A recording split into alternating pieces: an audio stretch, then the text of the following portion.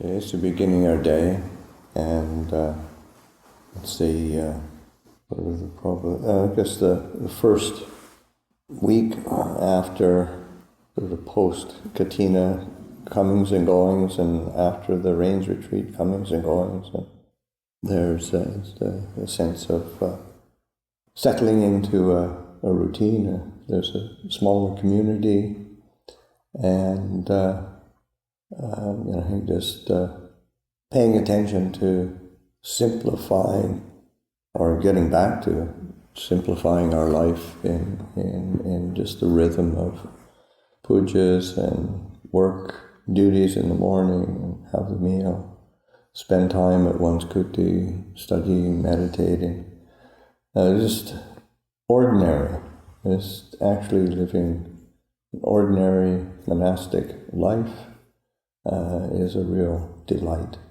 And of course there's nothing, it's actually pretty extraordinary, the opportunity that we have to practice and train and have the facilities and support to take on this training that the Buddha laid down.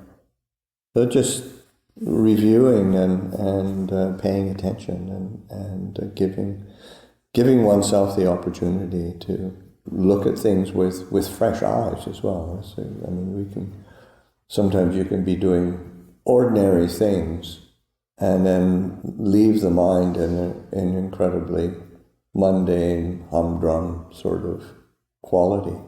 And but coming back to the simplicity and ordinariness of our day-to-day life, but really taking an interest in how to make the life and the practice and the training come alive for one. The Buddha's teachings are not really founded on anything really, really extraordinary. The practice, the Buddha encourages us to practice, whether we're sitting, walking, standing, or lying down. I mean, that's pretty ordinary.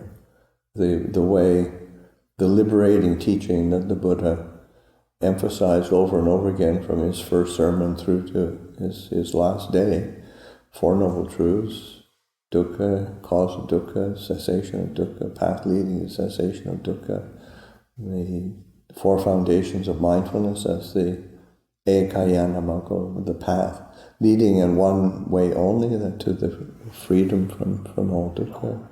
This paying attention, body, feeling, mind, and objects of mind. I mean, this is all very, very ordinary, but it's how we pay attention to it that gives us the opportunity to experience a quality of freedom and peace and liberation. And so that attend and not striving for something incredibly special or unique, or something.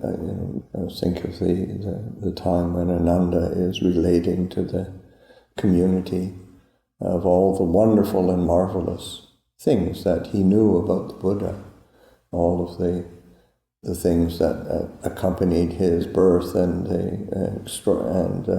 his enlightenment and his awakening, and all the beings that came around and all the things that happened, just completely mind-bogglingly special. And the Buddha comes in and says, "What are you talking about?" And of course, then relates it all again. And the Buddha said, "Yes, that's all true, but what is really, you want to hear what's really wonderful and marvelous?" And of course, everybody, yes. And he said, "Well, the Tathagata knows feelings as they arise, as they establish themselves, as they pass away.